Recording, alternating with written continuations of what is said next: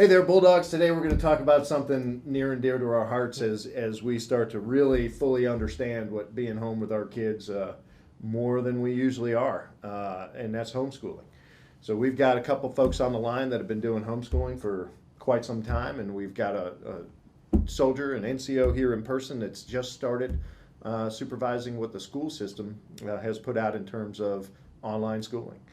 So let's get started with our first call in, Candice. Hi, Candice. How you doing? Hey, Marc. Doing good. Great. Hey, can you tell us a little bit about yourself and who you're at home teaching every day? Sure. So we have been homeschooling. This is our 8th year to either homeschool a full or partial year. And I have 4 boys, an 8th grader, a 2nd grader, a kindergartner, and a preschooler. So we've been at this a while. And I understand you just had a change of venue recently. Yeah, we did. We recently moved into our camper, so we have an extra special homeschooling situation right now. So you are a homeschooler caught up in the stop move with 4 kids ranging from low elementary school to pre-high school, and you've been doing it for 8 years. That's it. Wow. So how'd you choose your curriculum? For us, we've done several different things. We started with a big box curriculum, and in the homeschool world, that means you get everything in one box, everything you could possibly need for the year, tons of resources, anything you maybe would even think you might need comes in the box, along with a step-by-step method of how to use it, and that was the beginning for us. We needed that security of the big box. And then through the years, we moved into a more eclectic, where we're choosing one science curriculum, one math curriculum, trying to find what's best for each student. But in the end, for us, it was a style we liked. We prefer a classical education. And so we still use kind of several different things, but all of them fit under the realm of a classical education. Great. And I know you've been doing this for a while, but what do you find the easiest about homeschooling versus a more traditional schooling? Yeah, I think, the easiest thing is being able to use teachable moments. You don't have to, sit at a table for X number of minutes to teach your kids, opposites or phonics or whatever. But when you have them all day, every day, you can use the moment of, when you're at dinner or you're on a walk, or for us, with our little kids, a lot of it is books at bedtime. When we're doing our nighttime reading, it's talking about, what are we seeing? What does this mean? Instead of having to have that, it doesn't have to look a specific way that you thought that it maybe would. And so I think being able to just use the moments when, they present themselves, I think that has been the easiest for us. Hey Candice, it's Sergeant Major Bro. So it sounds like you are a homeschooling veteran. What's some good advice that you may have for some of the parents that are doing this for the first time? Hey, Sergeant Major. I would say the best advice I could give any new homeschool parent, and have given many times over the years, is just relax. I think we all can get caught in the trap at the beginning of thinking that it has to look exactly like school, especially if you don't come from a homeschool background. I grew up in public school, and so you try to recreate everything just the same as it is in school. And for some, students and parents, that works great. But for most of us, you're not going to be able to recreate the classroom exactly like it is at school. And that's okay. It's different. It's supposed to be something different. And I think just taking a step back and taking a few breaths and relaxing a little, giving yourself a little grace, giving your student a little grace, to understand that this is something totally different than just the public school or a classroom environment, and you have the freedom to really make it what you want and to do it how you want, to control your schedule. And so I think just relaxing and trying to have confidence in that freedom that it can look however you want it to. That's great advice, Candice. So thanks. Hey, one last question, and then we're going to move on to Heather. But so you've been in El Paso now for a couple of years. So what are some of the best resources that you found in the El Paso or Fort Bliss community to help you in your homeschool? Yeah, I would say one of the greatest things about the El Paso area is, one, there's a ton of history here. I mean, there's history dating back to the 1400s. So if you dig into the museums and things around here, you can really tap into that and be able to study some really cool things. But also, almost all of the museums in El Paso are either free or very, very cheap. And they're always hosting programs, even during the daytime for homeschoolers. And so that's been a tremendous resource to us. We've gone to nearly everything that was available, and it's all been, like I said, either extremely cheap or free. So that's a wonderful resource in this area. Yeah, that sounds great. And I think once some of the non-essential restrictions are lifted, that's a great opportunity to get caught up on some history. Candice, thanks so much, and if you could hang on the line, we'll come back to you for any closing remarks. But I'd like to move over to Heather now. How you doing, Heather? I'm good. How are you? Very good, thank you. Can you tell me about yourself and tell us a little bit about your homeschool history? Yeah, so I'm Heather Oberle. This is our first year trying. It's actually, we're doing virtual school. So they follow the whole school system, but at home. So we still have the freedom like homeschooling. We just have more structure, for which I need mentally. And we have two that we're doing here, but then now we took on our preschooler. So we have a 8th grader going into 9th grade next year, and a 5th grader going into 6th grade. And a preschool. And I'm pre-K, yep, going into kinder. And we've decided we liked it so much this year that we're going to continue for next year. Oh, that's great. So obviously you found some easy things about homeschooling. So just share with us one of the hardest things that you found transitioning to homeschool from a more traditional classroom. Structure for the kids more. Like they're used to having someone else telling them what to do, which they still somewhat do because they have actual teachers that they follow. They do live lessons with, but it's more them having to listen to me, keeping them on track. It's been kind of fun. So what is it? You mentioned structure and schedule. So what's the key to a good daily schedule? I think for us it was more setting like a realistic wake up time, so they're not waking up super early and tired. Which was nice is they have live lessons set up at 9 a.m. So we get them up at like 8:30, so they get a little bit of wake up time and hang out time, and then they get on with their class and their teacher. And they do that for about an hour. And they take another break, and then they have another live lesson or so a day.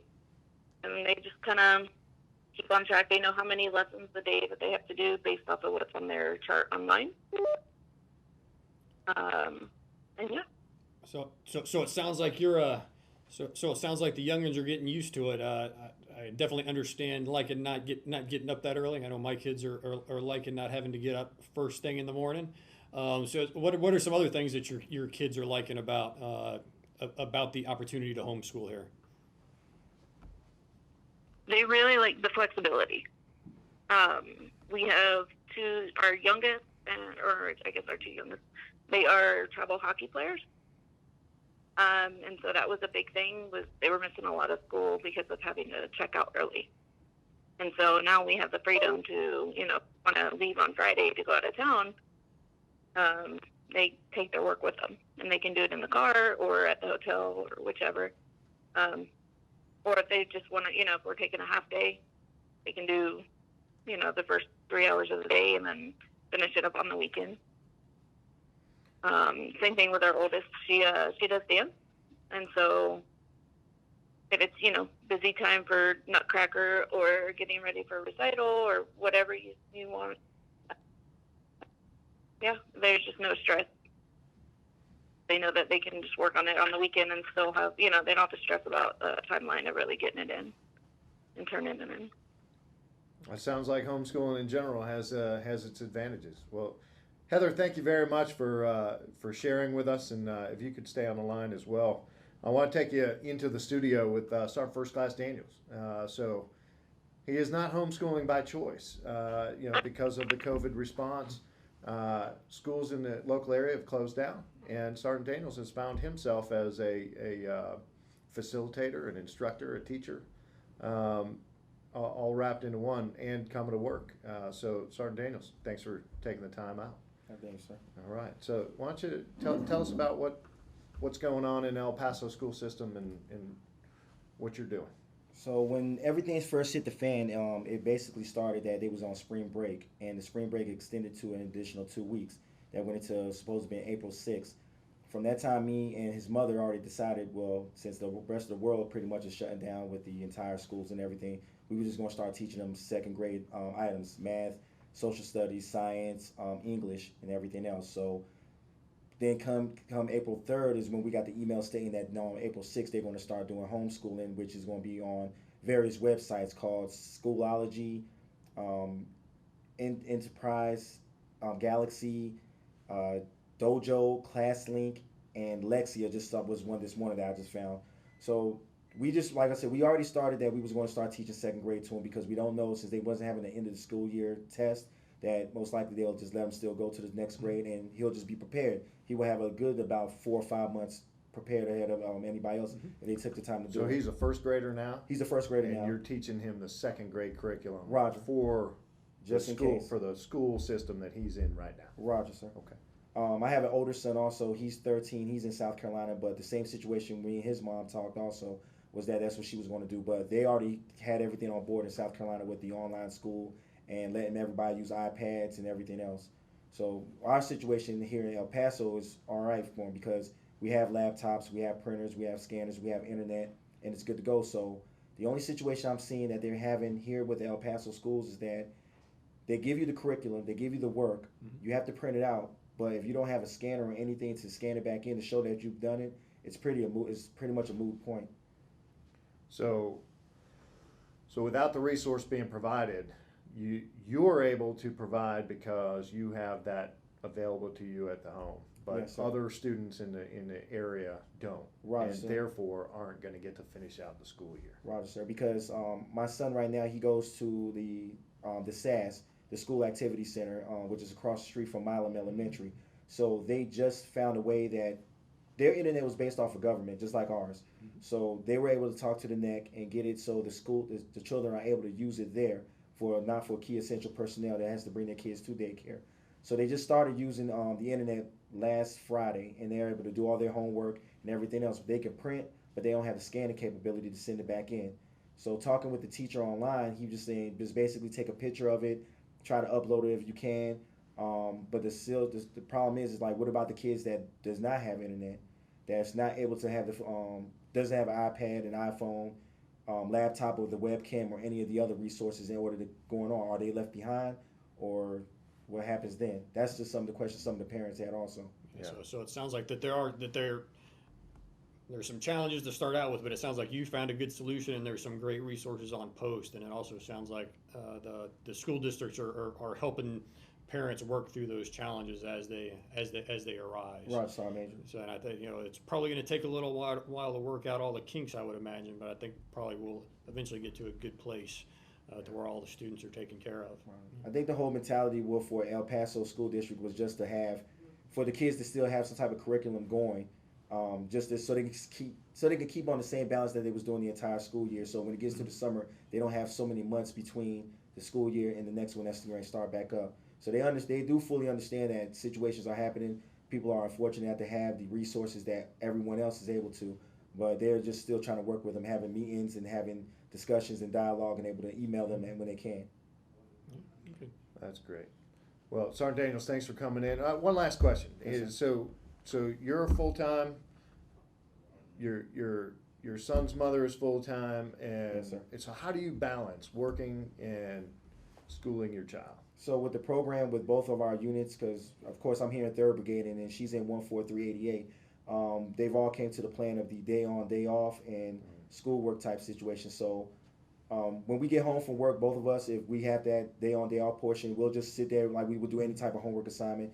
Or if I'm at work, I'll just go on my phone and see what kind of assignments he's had that's coming up, and I'll just try to print them off. So when we get to the house, he's able to do it. And pretty much the daycare has been pretty good with helping all the students out. So we'll get his assignments, and they'll say, well, yes, Jalen's already done this assignment. He needs to finish this one for math and social studies. He needs to just take a picture or something. And pretty much once we get it, we'll just send the information back into the teacher, and hey, we're good to go on it. So it's just like he's at school all day, but he's not. But when we get home from work, we'll just go and look through his backpack, make sure and see what all items and paperwork he's got, and just help him finish it out at least about an hour or two in the afternoon. If one of us is going to work, just have the day off, we'll just work with him during the daytime, just have him reading or doing anything else. Yep. So as you guys are, as you and his mother are doing telework, you guys are able to sit and you do telework and the boy does teleschool, it sounds like. Right. Yes, Sergeant. Right. And that's exactly what it is too, because funny incident was when they first started the teleconference with the students and the teacher. We was like, well, we don't have a webcam at all ourselves because all our computers doesn't have one, which is weird. But we seen on the screen that the iPhone, the Galaxy tablet, the iPad, is just anybody was using anything able to do the conference on it. So the teachers, the students was there and the parents was there, basically getting the instructions from the teacher. So everything works out. I think the biggest issue is just having an internet connection, and if everyone has that, then they should be good to go. But if they don't, then it just have to be a workaround for it. So lots of challenges, but like everything else we're encountering right now, communication is the key to solving them, it sounds like. Roger, Sergeant Major, yes. Yeah. Well, Sergeant Daniels, thanks for joining us, and Candice and Heather, thank you for your insights, and for everybody watching in the Bulldog family. If you have found yourself as a new homeschooler, either by choice or by circumstances, reach out to our public affairs office, and we're going to collect up those websites that you heard on this podcast, and we'll share those out with you. Before we come off camera, I want to do something here. So behind that camera is Staff Sergeant Humphrey. He is the man behind all of this that's going on, and he was just recognized by the Department of the Army. He ranked number 3rd in the Communicator of the Year, and that is huge. It is the number 1 competition that public affairs representatives compete for.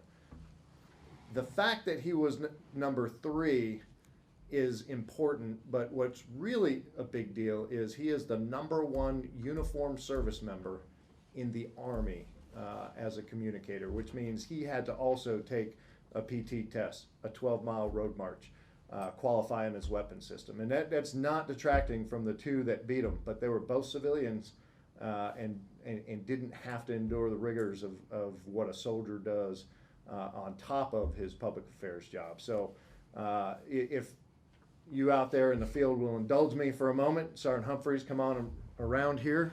Stand 6 feet away, please. And let's go ahead and publish the orders.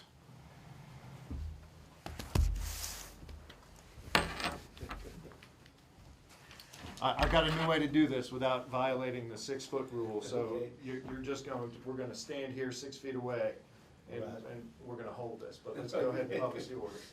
Attention to orders. The Army Commendation Medal is presented to Staff Sergeant Alon J. Humphrey for exceptionally commendable performance telling the Bulldog Brigade story as a public affairs professional.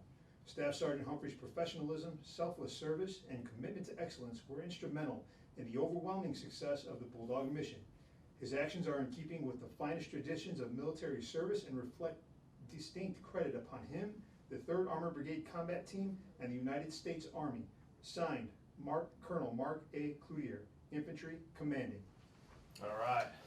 So normally I pin this on you and we take a picture together, but in light of the new world today, I'm gonna leave this on the table. You can come get it later. All right. Too easy. Congratulations. Thank you. Appreciate it.